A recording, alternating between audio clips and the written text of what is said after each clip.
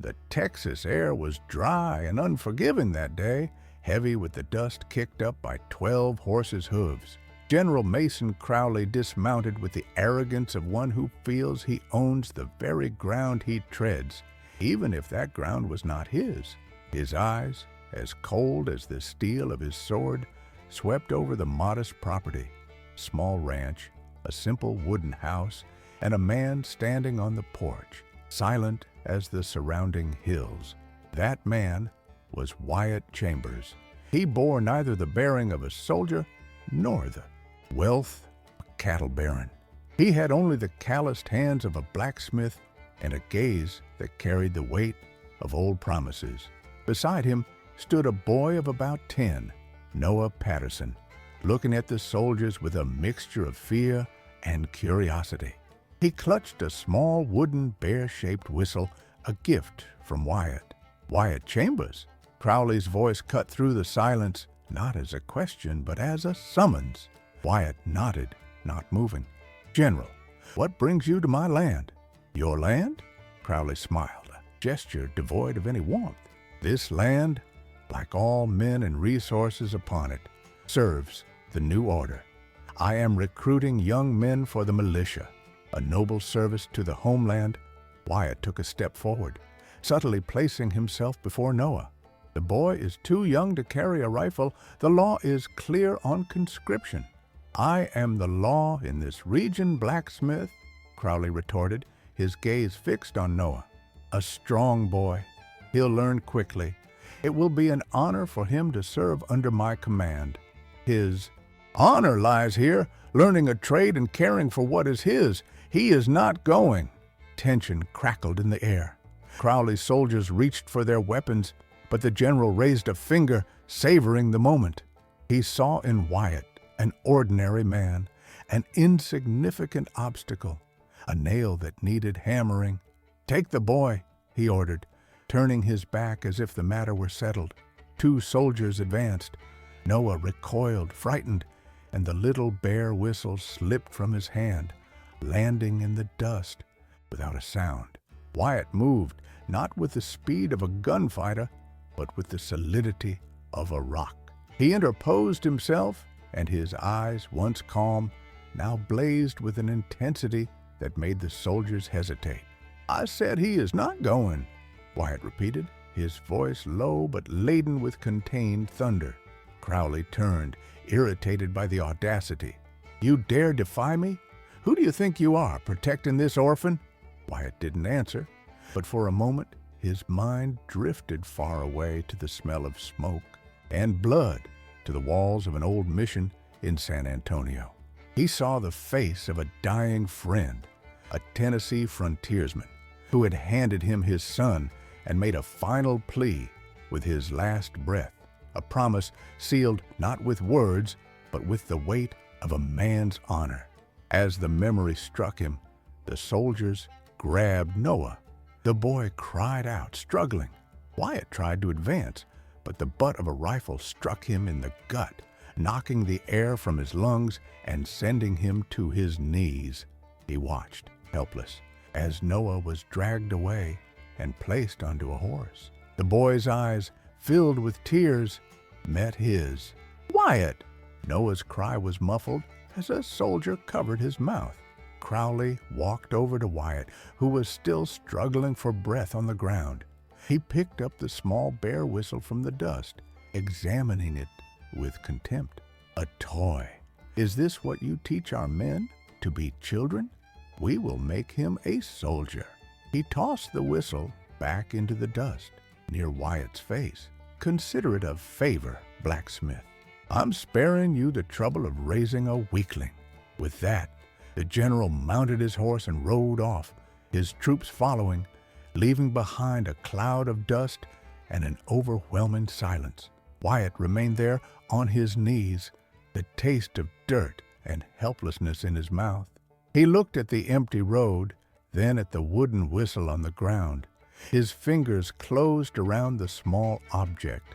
General Mason Crowley, in his arrogance, believed he had broken a simple man. He didn't know he hadn't just kidnapped an orphan.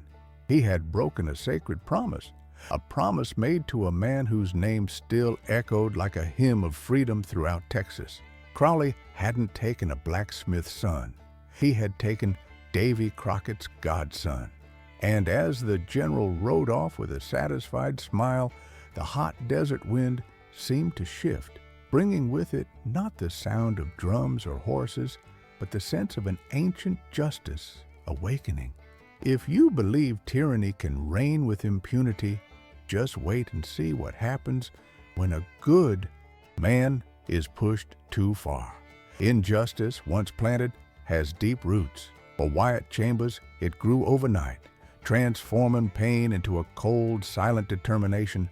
The next day, he rode into town, not with a rifle in hand, but with the law in his heart. He sought out the judge, a man with a flabby face and shifty eyes who barely looked at him as Wyatt recounted Noah's abduction. The judge listened, wiped his glasses with a silk handkerchief, and delivered his verdict without consulting a book. General, Crowley acts under the authority of the new military administration, Mr. Chambers. Conscription is necessary for the security of the territory. It is a patriotic act. He took a child by force.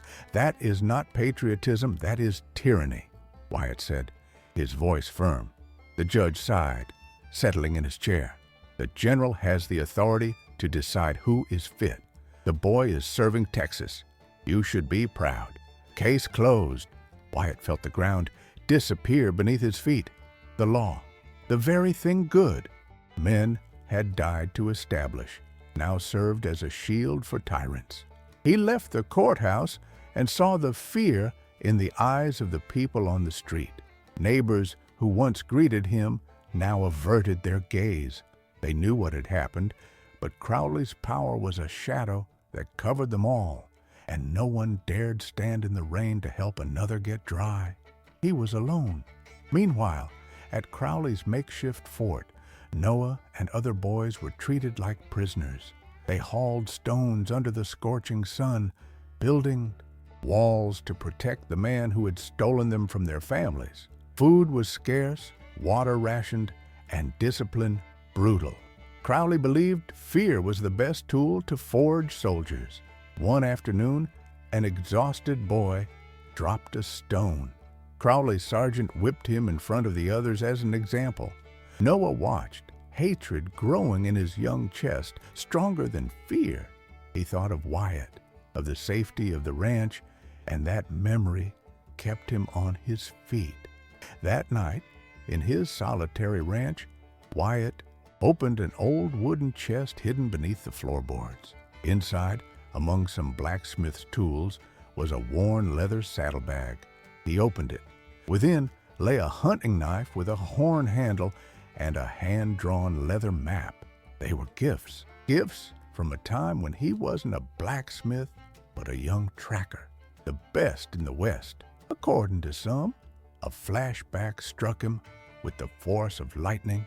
He was crouched beside a stream years ago next to a larger-than-life man in a coonskin cap, Davy Crockett. They were tracking a panther that had attacked a herd. Crockett wasn't looking at the tracks. He was looking at the wind, at the behavior of the birds. "A noisy man scares his prey, Wyatt," Crockett had said, his voice a deep whisper.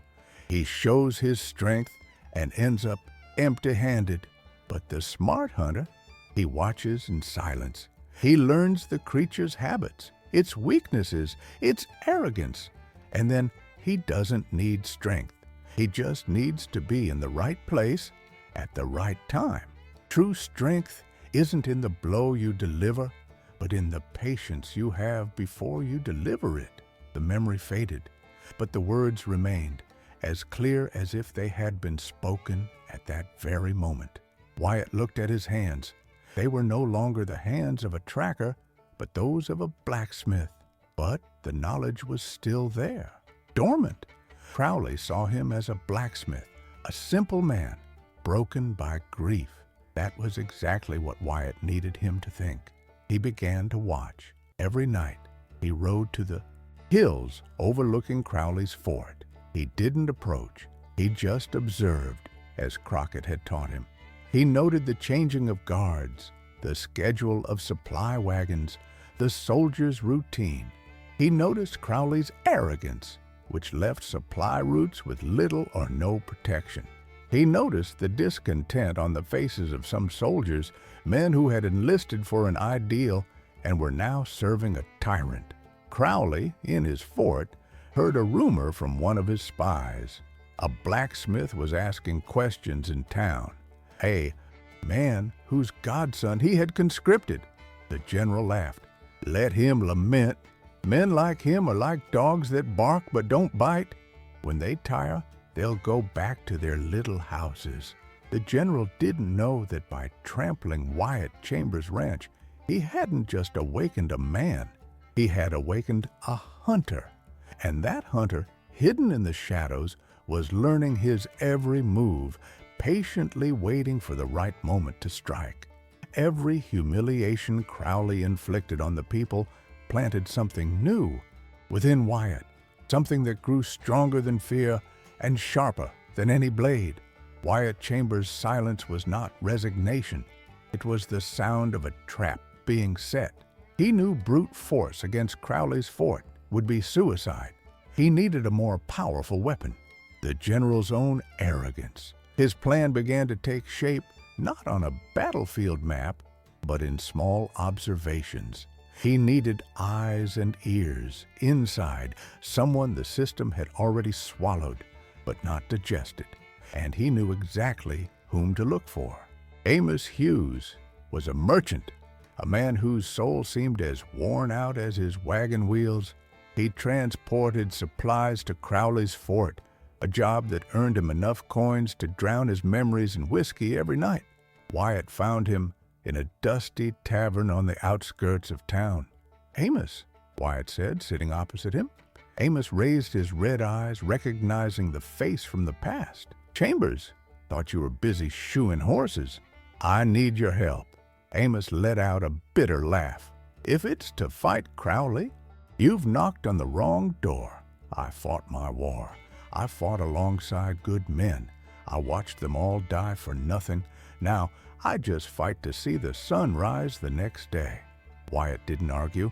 He simply placed a small silver coin on the table, worn and carved with half a star. Amos stopped laughing. He reached into his pocket and pulled out an identical coin with the other half of the star. They joined them. The star was complete. Crockett gave us this. Amos whispered, his voice thick. He said, as long as these two halves could meet, the spirit of Texas would be alive. And is it, Amos? Wyatt asked, his gaze fixed on his. Is it alive when men like Crowley take our children and the law turns its back on us? The promise we made wasn't just to fight, it was to build something worthwhile. He took Noah, Travis Lawrence's son. The name Travis hit Amos like a punch. He remembered Travis, a brave young man who fell at the Alamo. He looked at the coin, then at Wyatt. The resignation in his eyes gave way to an ancient spark of fire. What do you need? With Amos as his ally, Wyatt's plan became a spider's web, invisible and deadly. Amos brought him crucial information. Crowley was expecting a large shipment of gold, the payment for his soldiers due in 2 weeks. The general planned a grand party for his officers on the night the payment arrived, an event to display his power and status. More importantly, Amos revealed Crowley's weakness, his paranoia. He trusted his second-in-command, Captain Harrison Brooks, implicitly but suspected everyone else. Wyatt began to test the system's defenses. He used Amos to plant false information, small rumors, a story about a bandit attack on a southern route, forcing Crowley to divert patrols and leave the gold route more vulnerable. Another about a supposed spy within the fort, increasing distrust among the men. These were small, invisible victories, but each was another thread in the web. Wyatt didn't want the gold. He wanted Crowley's reputation. He wanted to dismantle his authority, not with bullets, but with distrust. He spent nights at his forge, but he wasn't making horseshoes. He was manufacturing evidence. An officer's uniform button, identical to Harrison Brooks. A forged letter in a handwriting similar to the captain's, addressed to a fictitious contact, speaking of a golden opportunity. On the eve of the payment's arrival, Wyatt handed the items to Amos. The plan was risky, depending on timing and the predictability of a man's arrogance. "Will he take the bait?" Amos asked, nervousness evident in his voice.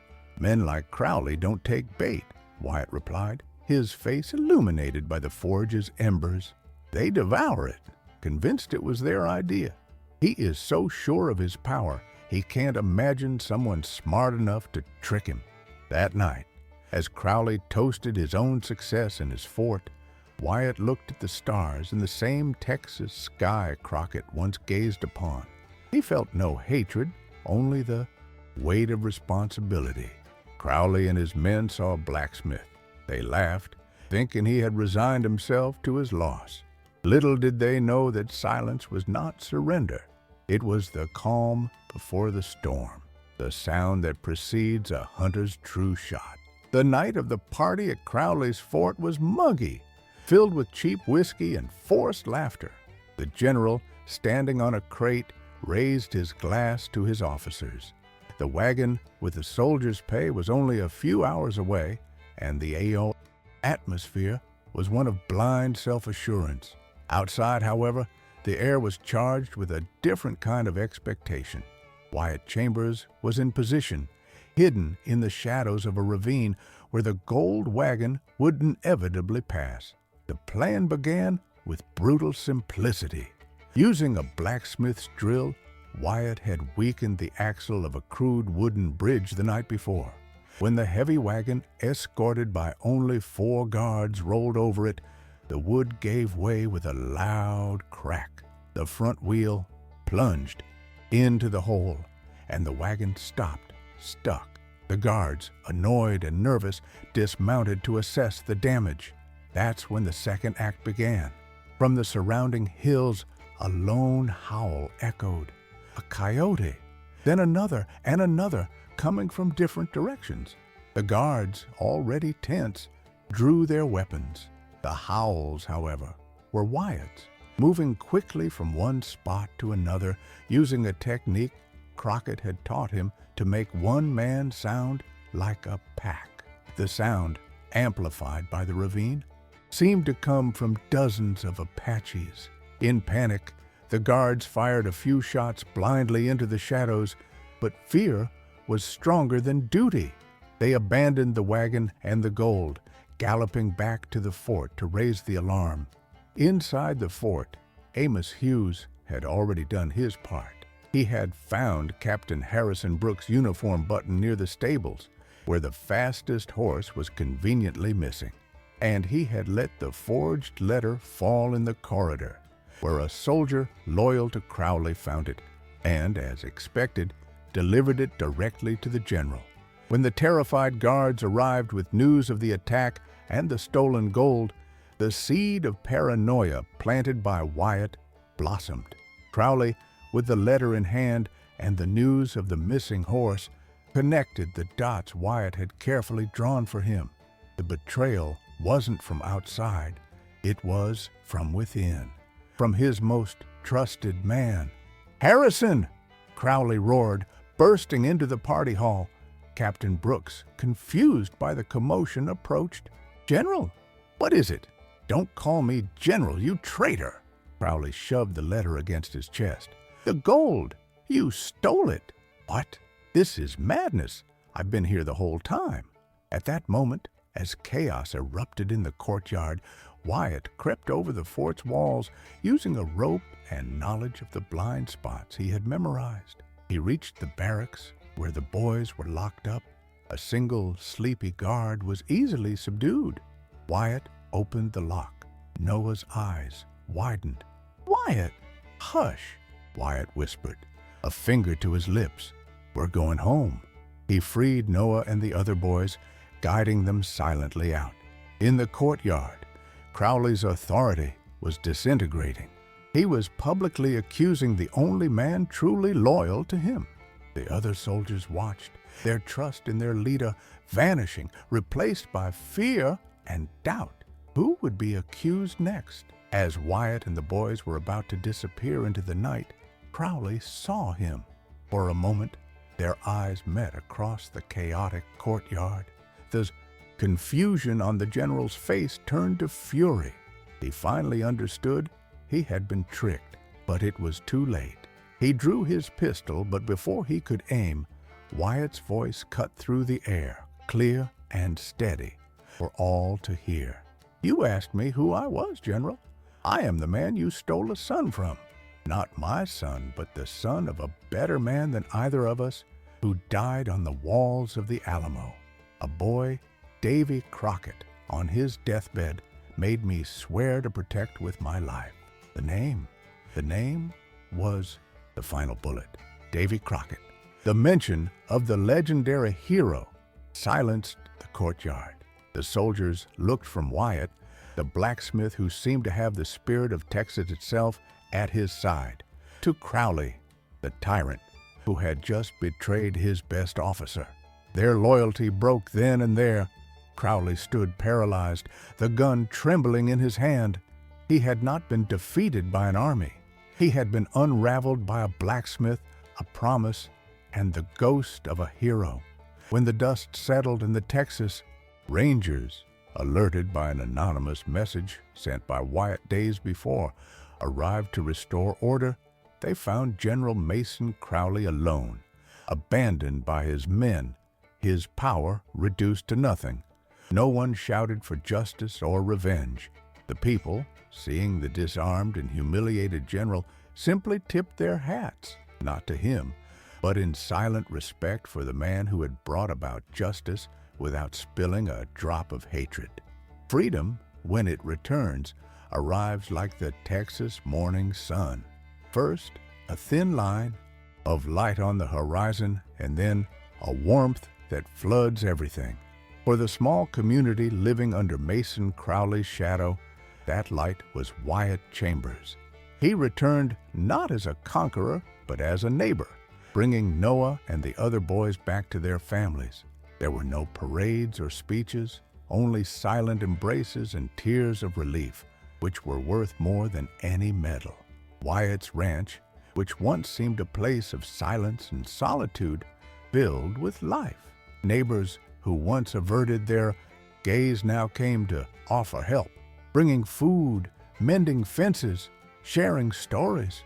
They didn't call him a hero, they called him by name, Wyatt, and in that simple act was a deep respect. They saw that true courage wasn't wielding a gun, but defending honor when everyone else fell silent. As for Crowley, his fall was as quiet as Wyatt's rise. He was not executed. Texas justice at times is more subtle. He was stripped of his rank, his lands, and his dignity. Exiled, he became a footnote in history, a forgotten man, trapped not in a cell, but in the labyrinth of his own paranoia and failure. He reaped exactly what he had sown, distrust and isolation.